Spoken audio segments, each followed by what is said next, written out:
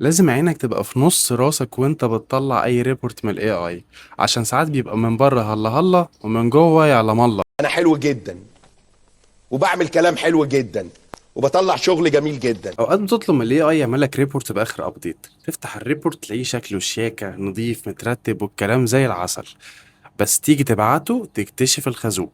تكتشف ان الاي اي ما كانش حاضر اخر كول مع الستيك هولدر، مش عارف الستيك هولدر كان قلقان من ايه، مش عارف الناس اتفقت على ايه في الاوضه المغلقه، فهوب يقوم مطلع لك ريبورت شكله جامد بس هو ناقصه اهم حاجه ايه اللي حصل فعلا. يكتب لك جمله بثقه وهي اصلا محتاجه تتعدل، او يدي وزن البوينت تانية مش مهمه خالص وينفض للنقطه المهمه اللي الناس مستنياها. فعشان كده ما تاخدش اي اي ريبورت وتبعته زي ما هو، بص عليه، راجع الكونتكست، اسال نفسك هل ده فعلا اخر ابديت اتعمل؟